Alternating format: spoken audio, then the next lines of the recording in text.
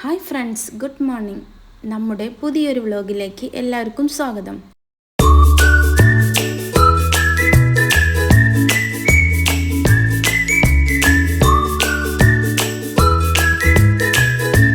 Sunday special വ്ലോഗാണ്.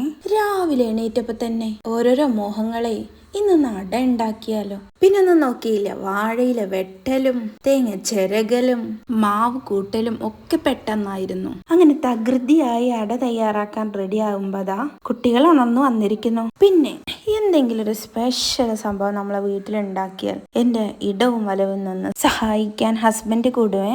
അപ്പോഴേക്കും അതാ പൊന്നു വന്നിരിക്കുന്നു. അപ്പോഴേക്കും മഹിയേട്ടൻ തകൃതിയായി ശർക്കര റെഡിയാക്കി തന്നു. പിന്നെ 2 പോസും പിന്നെ പൊന്നുണ്ടോ കുറയണു, അവളുടെ വകയുണ്ടായി 2 പോസ്. അപ്പോഴേക്കും ഞാൻ മാവൊക്കെ കുഴച്ചു തുടങ്ങി. ഇന്ന് ഞാൻ കടയിൽ നിന്ന് മേടിച്ച പത്തിരിപ്പൊടി കൊണ്ടാണ് അട ഉണ്ടാക്കുന്നത്.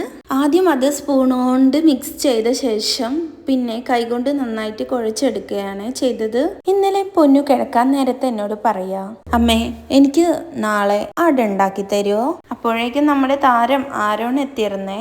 ആരോണിനാണെങ്കിലോ ഇങ്ങനെ എന്തേലും പണി കണ്ട പിന്നെ കുഴയ്ക്കാനും ആളായി, പരത്താനും ആളായി.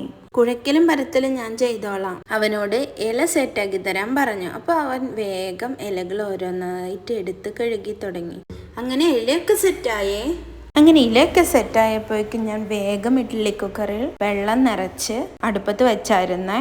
ഇനി ആ വെള്ളം തിളക്കട്ടെ. അങ്ങനെ ഓരോ വാഴയില എടുത്ത് അതിൽ മാവ് സെറ്റാക്കി അതിനുശേഷം അതിന്റെ മുകളിലേക്കായി കുറച്ച് തേങ്ങയൊക്കെ ഇട്ട് ശർക്കരയൊക്കെ ഇട്ട് ഞാൻ ഓരോന്നായി സെറ്റാക്കി. അപ്പോഴേക്കും പൊന്നൂനും പരത്തണം, ആരൂനും പരത്തണം. എന്തായാലും ഞാൻ 2 ആളെയും പിടിച്ച് പുറത്താക്കി ഞാൻ സ്വയം വേഗം അട തയ്യാറാക്കാൻ തുടങ്ങി.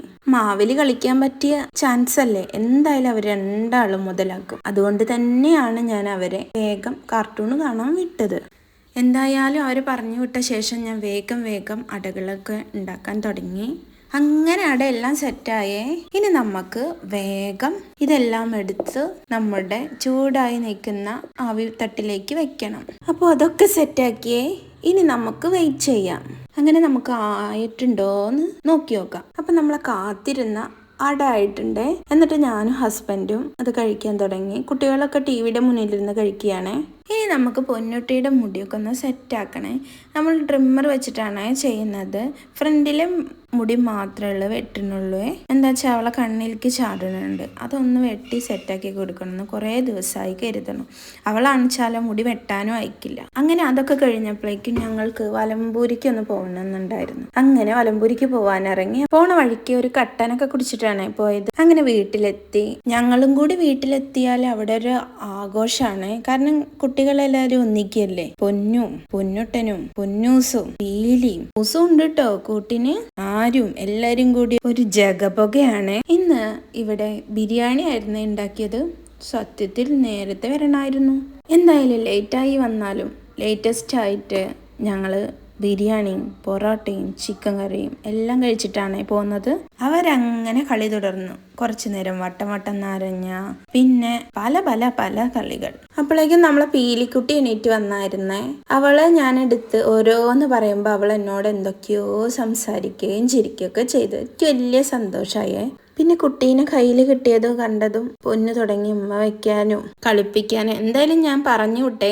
എനിക്കാണെങ്കിലോ എന്നേലൊക്കെയുള്ള കുട്ടികളെ എടുക്കാനൊക്കെ കിട്ടും. അപ്പോഴാണെങ്കിൽ ഇവര് വന്ന് എന്തേലും കാട്ടി കുട്ടീനെ കടി. അപ്പോഴേക്കും കുറേ നേരമായിരുന്നേ. അപ്പൊ ഞങ്ങൾ വേഗം ഭക്ഷണമൊക്കെ കഴിച്ചു.